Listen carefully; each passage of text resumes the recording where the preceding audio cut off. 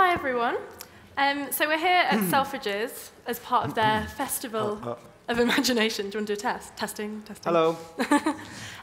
We're here to do a fantastic tech talk, and aptly, I've got two of fashion's biggest innovators with me.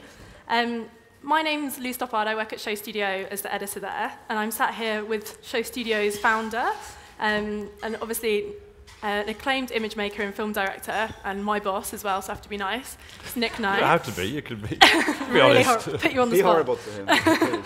And then also, obviously, we've got the great Nicola Formichetti, who's artistic director of Diesel. So, yeah, feeling a bit intimidated, but it's fine. I'm so nervous. Oh, don't be nervous. It's a nice crowd. If I vomit, I'm sorry. Okay, well, yeah. You can vomit. Part of the show, we can all vomit. Yeah, it's good. It'll go viral. I want to start with a really kind of, it's quite an open-ended question, I guess, but I think you'll both have such interesting things to say, which is, it seems to me like you both really adamantly believe that the future of fashion is online. Why? Nick, you can go first. Thanks, Lou. Why do I think the future of fashion is online? Because I think fashion as a medium suits online. It's about being dynamic, it's about being immediate, it's about movement, and all those things are very true of the internet. So that's why I really think that fashion's best suited to being online. Yeah, That's I mean, concise. when SHOWstudio was launched, when was that, late 90s? 2000, 2000. November 2000. You know, it was such a, so ahead of its time. And in a way, Nick kind of created this platform for designers, stylists, and creators to show fashion in a more of a 3D way.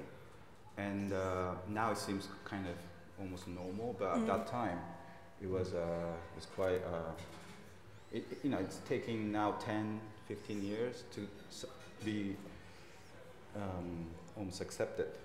So yeah, I mean, I think it's a journey that still needs to evolve.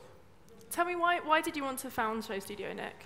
Well, lots of different reasons. Partly it's like frustration of working in print. Partly because it was kind of clear, sort of in the middle of the 90s, as the internet came about, that there was a new platform where you could do different things. Fashion's probably best represented in movement as opposed to being a still image. If we were starting recording fashion now, we hadn't got the history of magazines, or we hadn't got the history of fashion photography, we'd almost certainly go for fashion film now. There's no reason to create a garment to be seen in movement and then make it as a still. So probably the best way to show a garment is in movement. It was clear the internet could support fashion film as a new medium. As Nicola said, the SHOWstudio has been going for about 15 years. Fashion film's starting to find its feet. If you compare it to the birth of fashion photography, when in about 1910, Vogue decided, well, I guess there was just one Vogue then, but they decided that actually fashion illustration wasn't the right thing for them, that fashion photography was the right thing for Vogue magazine. It's about 1910. It took to about 1930 for there to be much more than 2 fashion photographers in the world, or 2 really good ones. So fashion film's got the same sort of trajectory now. We're seeing only a few great fashion filmmakers. It takes a while to get to grips with a new medium. So really fashion film is developing, but I think that's fine. Really the sort of what we understand as fashion photography, which is the kind of 1960s, and people like Avedon and Penn and Burt Stern and David Bailey, all those guys, they sort of defined fashion photography. But it took till the 1950s and 1960s to get defined. We're really early on in this development, but I think really sort of, seeing a piece of clothing in movement is how the designer would intend that piece of clothing to be seen, and so that's its best representation. Yeah, I think we just keep creating, make mistakes and keep evolving, and I think it's great that there's a platform like this at the moment. One thing I want to talk to you both about is this idea of sort of accessibility and the internet's role in democratizing fashion, because one thing obviously it's very dear to us at SHOWstudio, we stream photo shoots, and it's kind of opening up a very closed process. If you open a magazine, it's quite rare to actually understand how you got to that final image. But similarly with you, Nicola, you did, when you're at Mugler, you sort of live streamed your fittings. And I mean, I started actually, one of my first fashion film project was for SHOWstudio. When I used to work with Kim Jones, we created this, instead of doing a fashion show because we didn't have any money, we created a film so that lots of people could see it. And we launched the SHOWstudio with Toyin, and also all the early Gareth Pugh fashion films that we did. it was just a great great way to connect with people. And yeah, with Mugler, you know, I opened the backstage so that we can. I don't know. For me, it was just good to have lots of opinions. While, you know, we were doing fittings, I could say, oh, okay, should I put this red shoes on or blue shoes on? I could ask the community, you know, for their suggestions. You're big on that as well. You like talking to people. You like that interaction. Yeah, I love collaborating, and you know, it's more fun. And you know, you might not be there, but you can be there in spirit, you know, yeah. in mind. But I think that mood of sharing and that mood of being collaborative is feels much more now, and much more sort of thing that I think the internet's very good for, and that's sort of moving forward.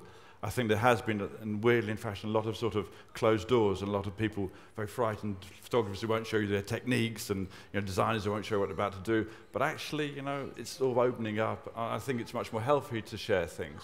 I think it feels much more generous of spirit. Yeah, good karma too. Yeah, and that. Have you noticed, have you both noticed a kind of changing balance of power? It's quite a tired thing. People always talk about, you know, bloggers and people on social media being able to critique fashion in a new way. But have you both really noticed that kind of the power has shifted from, you know, magazines or critics saying this is what you need to wear? I was really excited when early bloggers start going to fashion shows. I was like, yes, finally, you know. Why were you so excited? Just a new voice? Yeah, it was always, you know, there was only, you know, a couple of journalists and, you know. Give us a wave about that. But I was so excited to have different opinions. And then, yeah. You quite like the criticism element of it, don't you, Nick? You're very... No. No, but you're... What makes you think that? I like to be criticised. I love it. You're very You ever seen my video Bound 2? Oh, God. Oh, you don't want to bring that up? Okay. Well, we can talk about Bound 2 if you want. Do I like criticism? Nobody likes to be criticised in a hostile way. It's always good to get feedback. I think that's more where I'd feel happy with the answer. Yeah. I don't like shutting things away. I didn't start SHOWstudio to expose or to demystify the fashion industry. It was actually just to show you that it's much, or to show you, to show the public, so anybody who wanted to see SHOWstudio, that what I was living in the fashion industry was a hell of a lot more exciting than what I was seeing being represented in the magazines and newspapers. The things that I would see happening daily in my studio, I thought, well, people should see this because it's exciting. Yeah. It was never to sort of demystify it or debunk it or anything like that. It was always just to give more access to something I thought was wonderful.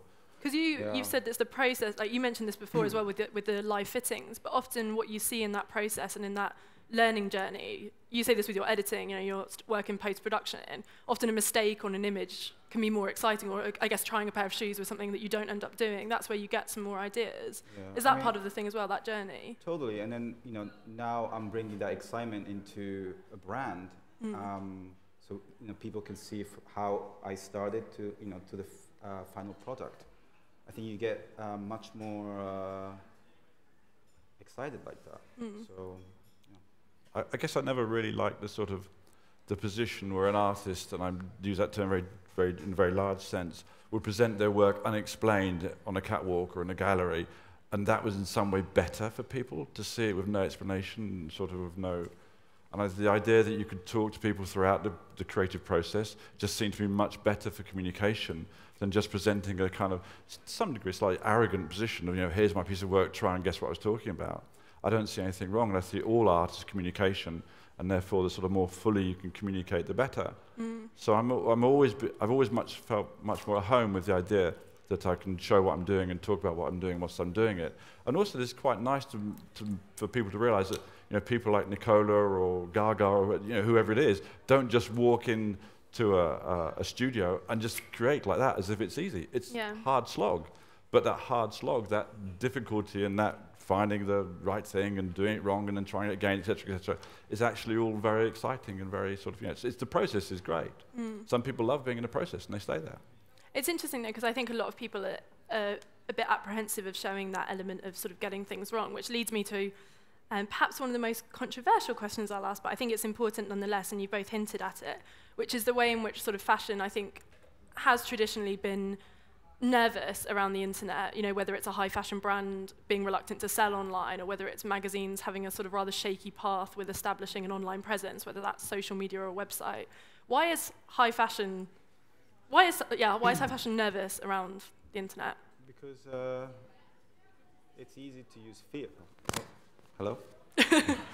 Brittany. It's the easiest trick, to use fear. You create this thing that you cannot really touch, so you want even more. And I think if you create your fashion like that, it's very it's negative.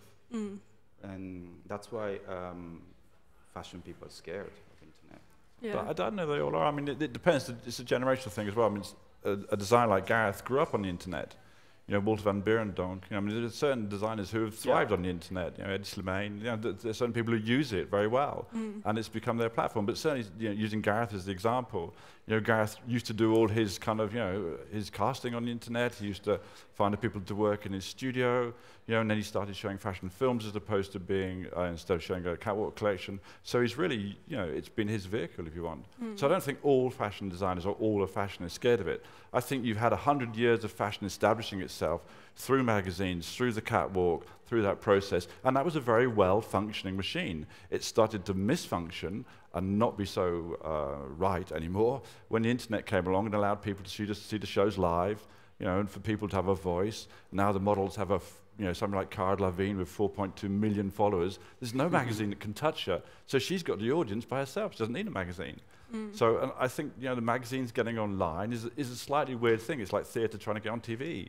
Magazines are great as magazines, and what they should do really well is what they were created for. Fashion magazines should show fantastic fashion photography, and they can't run it down and make it dumb.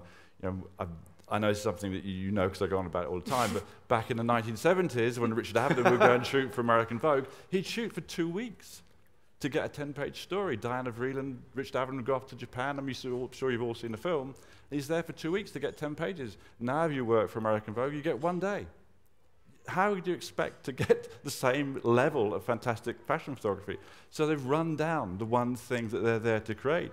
And it's that brought rise to magazines like Jefferson's Dazed and Confused, and ID and The Face and all those magazines that started when actually, the mainstream fashion magazines were not sort of supporting fashion photography, which was actually their thing. And that's what gave, people like Jefferson a great reason to start a magazine like Dazed. But it's got to go on. It's got, you've got to keep on supporting fashion photography if your magazine is to be relevant. It's very hard to make a magazine relevant anymore. The shows are live. People are seeing the shows live. They're wanting the clothes live. They don't need to wait 3 months to see it in a magazine anymore. And soon they'll be able to buy from the catwalk. So you've eclipsed the whole thing. So you don't need to wait 3 months to see it done by me or Mario or whatever it is in a magazine. You want to see it live. And that's why we do our shoots live now. Because actually you want that instant thing. You want that instant hit. And that's largely the dynamic of fashion. Totally agree. And then you see the young generations now on Tumblr and Instagram creating this new, using their own device to create these unbelievable visuals. It's really, really exciting. And we should, sorry. No, tell me about Tumblr, because you have a great love affair with Tumblr, and you source inspiration from it, you cast off it. Why do you find it so exciting? Well, because I don't need to talk about it. No, because you get to communicate with visuals, with photos. You make friends through photography and videos and memes and GIFs, and I think it's a very for me it's like reading lots of different magazines, because you can have your own different kind of pages and make it your own, and that's how I do everything. I find all my castings, all my references. Sorry Google, but I don't use Google anymore, not so much. I use Tumblr referencing because it's much more focused. Sometimes you type something on Google, it's so, you get so many different things, but on Tumblr it's much more curated. Yeah, curated. Yeah, it's interesting because Nick was obviously mentioning the style titles before. You mentioned The Face and ID and Dazed and stuff, and it gets me to this idea, which has been talked about quite a lot in fashion, which is that the internet is kind of the new street. That's where you go to see the amazing fashion and the young people doing something different. Do you feel that? Do you get more excitement looking online than you do going to a club or going? No. It's both. Yeah, it's digital and physical. If I was always looking on Tumblr, I'll be a sad person. I think you need to have this human touch and no, I love going on the street and going to clubs and bars and meeting people and going to concerts and things like that. But do you not think we have more tribes online now than we do actually physically in the street? You know, that tribal mentality of kind of, you know, you've got your mods and your rockers. You don't have that in the same way anymore. That seems to be more online. Yeah, true. What do you think, Nick? You're looking at me quizzically. Yeah, trying to think of an answer for your question, Lou. Sorry. Why don't you rephrase it? You're like, ask me something else. Yeah, no, I just mean, because you find a lot of young talent online. You seem to find that Yes, I do find a lot of young talent online. It's a very good place because people who are doing great things, you know, they rise. I mean, you kind of see them. And we do find a lot of young you know, filmmakers or illustrators, you know, they come online. You see the work, it's great. I mean, that's the kind of nice thing. I mean, that's the huge shift, the huge cultural shift that's happened over the last 15 years. And it's a massive shift. You know, before it would always be that you had to have somebody else to give you reason. So if you're writing a book, you have to take it to a publishing house. You have to say, okay, I'll read your book. I can make some money from selling your book, so we'll publish it. Same thing if you're a record deal, a film, photographer, anything else. You always have to go for a third person. Now on the internet, you put your book out there. If it's rubbish, nobody reads it. You know, if you take a photograph and you put it on the internet and nobody likes it, then who likes it? So, you know, now it's taken out that middle person, which has fundamentally changed the relationship between the artist and the audience. The artist and the audience are much, much closer now. They're not, you know, I mean, part of the reason I started SHOWstudio on a sort of ethical thing, if you want, because I just thought I don't want to just spend my whole life making images to make somebody else money, or even to make me money. I don't want to just create work for money. And I've sort of felt it's a slightly hypocritical and difficult position to maintain, I warn you. So anybody who wants to question me afterwards, I'm not going to be able to put up a good argument for it. But my moral feeling is I don't want to create work for money. I actually don't like money particularly. I don't like wealth, I don't like power, and I don't like fame. That's how my personal moral code is, if you want. So part of the reason to start SHOWstudio was actually to allow people a platform where they were creating for the love of the art and not creating to sell more product for somebody. You know, so, and I understand the relationship between what I do and making money for a third party, all that sort of thing, and that's fine. But I didn't want that to be the only thing I ever did. So I had a sort of anti-money moment. What about you, Nicola? Do you not like money and fame? No, I like money. No, that's you why can have mine. Thank you. He's such a you've punk. got it.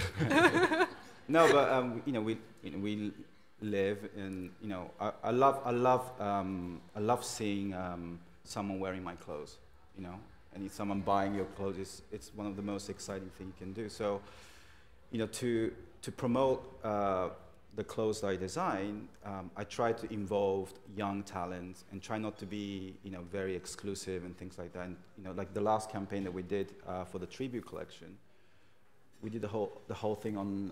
We shot everything on the smartphone, cast the entire cast on Tumblr and Facebook, and you know, we opened it, and feels so much better. Yeah, talk to me about that shoot, because obviously it's a shoot you worked on together, and it was all shot on your phone. Why did you want to work with Nick on that? Why did you want to shoot it on a phone? So I created this 2 capsule collection before my collection comes out in April, the big fashion show in April.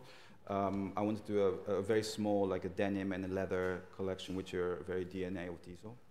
So, but instead of promoting it in magazines, I just wanted to talk directly to the consumer, to the customer. So I said, let's not do like a proper editorial campaign, but do something purely online and digital. And then, you know, he's the. Why do you like shooting so much on your phone? Because you do everything on your phone pretty much. I do increasingly do everything on my iPhone now, or nearly everything. I mean, just to put a bit of history into my photography career, I used to shoot on an 8x10 camera, which is this big, and you have one sheet of film at a time. It's not a roll film camera, and it's on a big column tripod, which is like having a washing machine on a lamppost. It's that easy to work with. But that for 15 years was a camera I worked with. So I don't come naturally from a kind of digital, you want sort of background in that way. I come from a very purist photography background. But when photography stopped, and my belief is that photography stopped in about the mid-90s, there had to be a new medium happening, and slowly and surely it's become, and we have now a new medium, and it's best expressed with this thing here. I shoot everything on this now, simply because it suits the way I work. you know, there's you can swap from stills to film at the slide of your thumb. You can take quick rapid-fire burst. The quality is really fine. You know, why wouldn't I? The light, the sensitivity of light is much, much greater than the camera. I was shooting for a friend of mine, Matt Williams, last Monday, and at one point I thought, I better take some pictures on a Canon. So I went back to my Canon, I picked it up, looked through the viewfinder, I thought, oh, this looks so dull. Just picked up my iPhone again, and you press the back of the screen, the thing lights up. It's, you know, it just suits the way I work now. Weirdly, I get a few hostile emails from this. Somebody said they'd like to take me outside and give me a good slapping, unless I stop working on my iPhone. So obviously some people get really upset about that sort of stuff. But, you know, for me, it works for the way I want to express myself. I mean, it was really weird to see him shooting, actually, with an iPhone, because normally I'm used to see him in front of this huge camera. Yeah. Like, and then last time we did, it was like this, you know, like this. Yeah. And it's that odd thing when you're on a shoot and everyone else doesn't scale it down, so there's still as much hair and makeup, you know, everything's huge. And then there's just Nick with his little phone looking like he forgot his camera. It's kind of weird. I mean, it's actually one of those taboos that when you find you're doing it, you know, you have to say to models, look, I really am, my iPhone, I often do this, don't worry, because they look at you like, why is he just taking selfies? I mean, kind of, you know, it's a sort of kind of, you know, you actually have to justify using it. But I reassure you, it's Apple iPhone S, whatever it is, it's fine. It's great. And, you know, we use these two apps. Your favorite one is Glitch. Yeah, Glitch-A. Glitch-A. Yeah. Who actually, he contacted me. Vladimir. Yeah, Vladimir. yeah, Vladimir. And good. And we should create like a crazy app together. Yeah, talk to me about some of the apps, because you mentioned, is it Glitch-A or Glitch? It's Glitch-A. Glitch-A. It has an accent on the E. Oh, does it? It's Okay. made by a Russian. Yeah, because that's one of your favorites. And Megaphoto. Megaphoto. My favorite is Megaphoto. Yeah, Megaphoto is the one you introduced me to, which is great. So we should be able to do you a kind of show and tell on the back screen here. Everyone's downloading it now. Give it a go. Glitch-A. Megaphoto, Megaphoto. MEGA photo. Is it FO or PHO? I don't know. And what I love is that anyone can basically copy his photography now, you know? Yeah, I love that too. It's great. It's like, okay, maybe I could just do this at home. And is that part of, actually, I've never asked you that, is that part of what you like about it, this idea that, you know, everyone has access, well, not everyone, but a lot of people will have access to the same equipment in view? There's not that sort of differentiation of you have to have a camera to be able to shoot. I've never really liked the idea that one's defined by the equipment one uses. And sure, it's about your soul and your artistic beliefs and you know, your vision, all those sort of things. Not about the piece of plastic or glass you have in front of you. I've never been a photographer, or I never was a photographer, that liked what's the opposite of a camera file? I'm a camera hater. I don't like it. You know, the camera is a piece of plastic and metal that gets between me and you. I try and take your portrait. It's a chunk of stuff in front of us. And I don't want that. I want you, and I don't want the camera. So I've always loved it when I'm freed up from that. And when I used to work on the 10, I don't know what I'm using, I'm very sorry, it's in my vision, my line vision. But when I used to work on the 8x10 camera, I used to hold a cable release, which means I could come and stand by you. Actually, you know, that felt a better rapport. And I just never liked the idea that you hide behind the camera. I never liked the equipment thing of it. It isn't about that. I want to ask you two questions about the actual camera.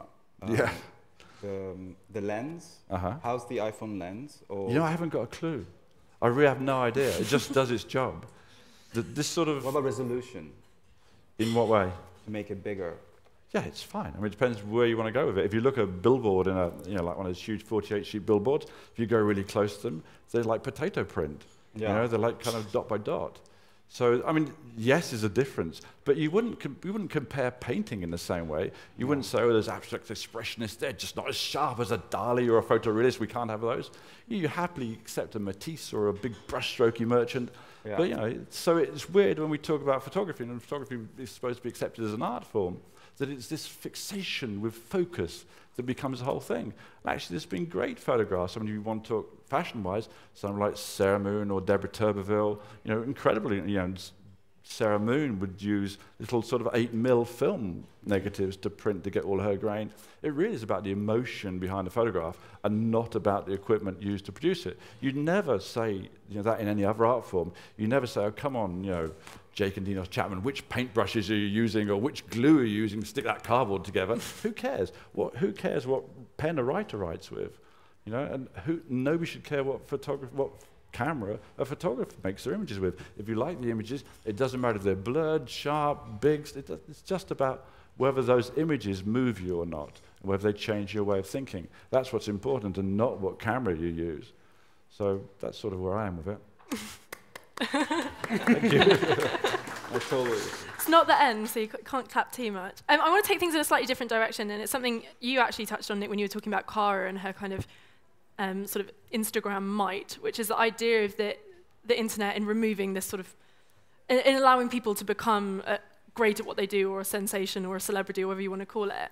And this is a question for you. I don't want to put you on the spot too much, but I'm interested, especially when you worked with someone like Gaga, you must have really felt that, because if you just sent her out in an outfit, it would go online. It'd be so easy. You didn't have to put her in a magazine.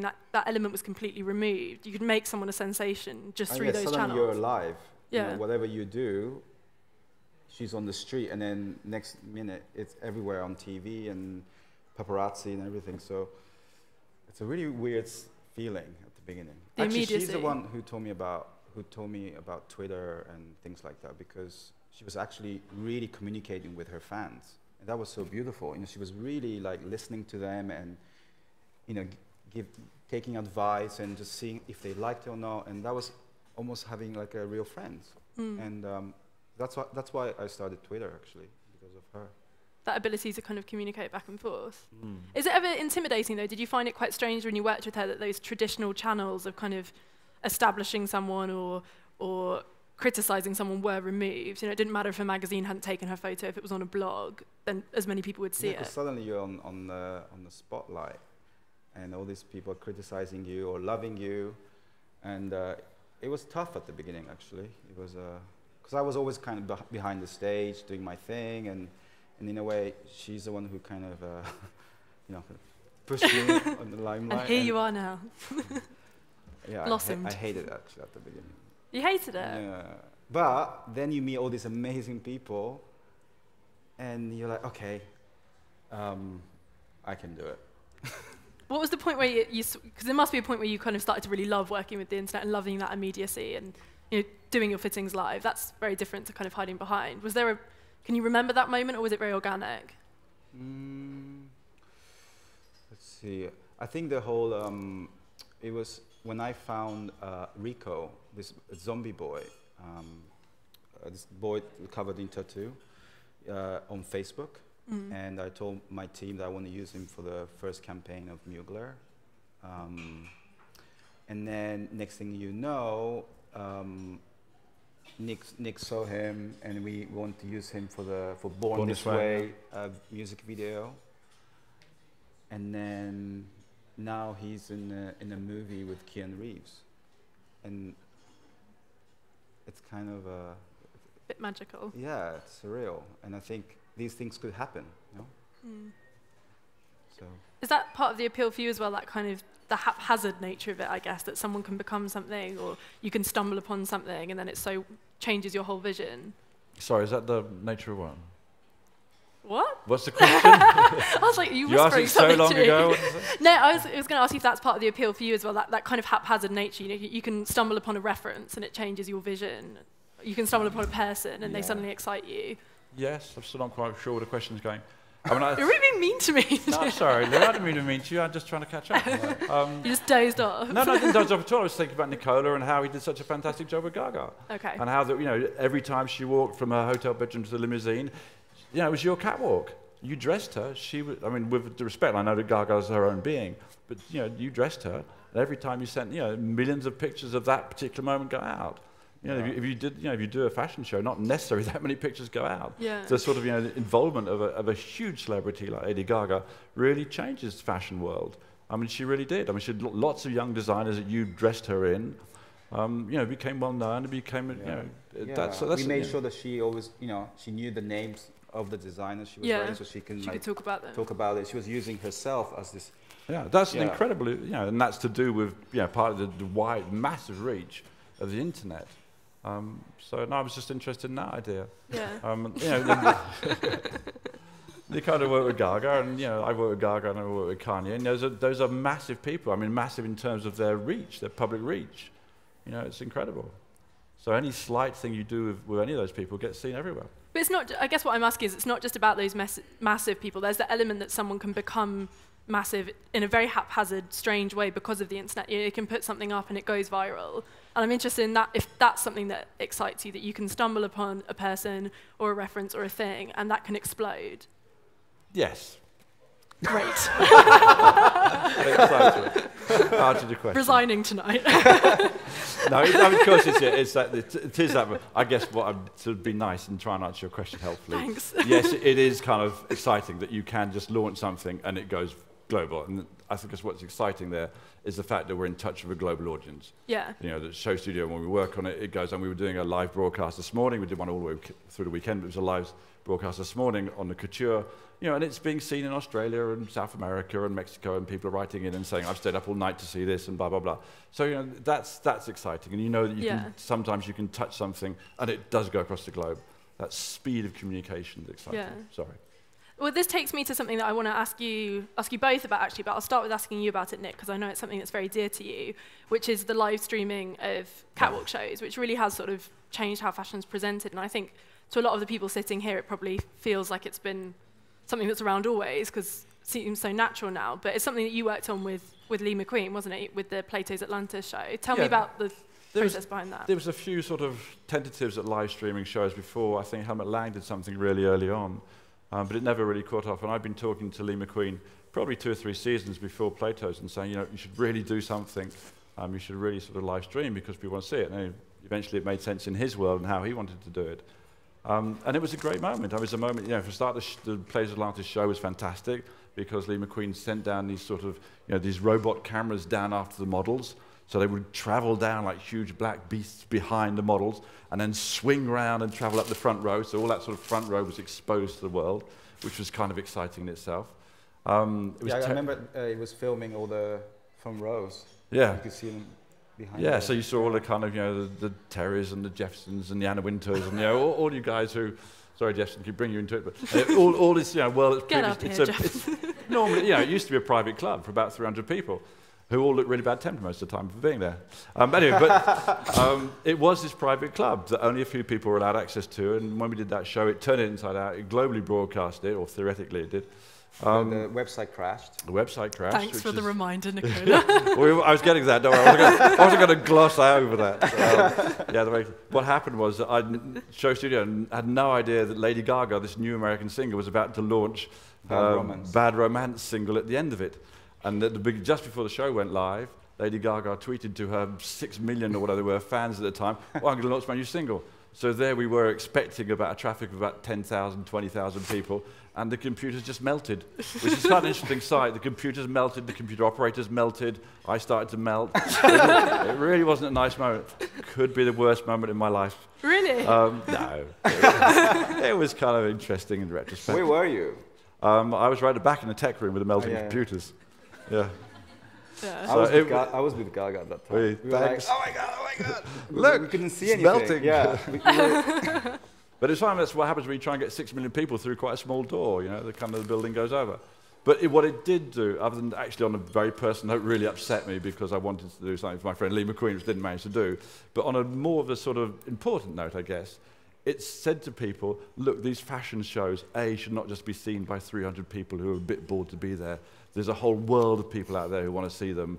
And on top of that, if you work with somebody like Lady Gaga, it gets your message from, you know, 20,000, 50,000 fans, just 6 million, 10 million fans. That's a huge audience. And it was a watershed in fashion. I mean, in the fashion industry, just suddenly thought, hold on a moment, we can't be doing this anymore. We can't be showing to this little group of people when so many people we've got. And they're still trying to find a way of making it work. Yeah. Anyway, that was 5 years ago. Now, about 70% of the London shows are streamed online. You know, so it's a huge change that's happened, and it changes the dynamic. Because, you know, as I started saying right at the beginning of this, you know, that people see the stuff as it happens, as it hits the catwalk. You see the clothes, and you want them then. And you know, we're very close to being able to sell them from the catwalk. So it's all changing. Well, thank you so much, everyone, for being here, and thank you, you too. It's a privilege, as ever, to hear you. So thank you. Thank you.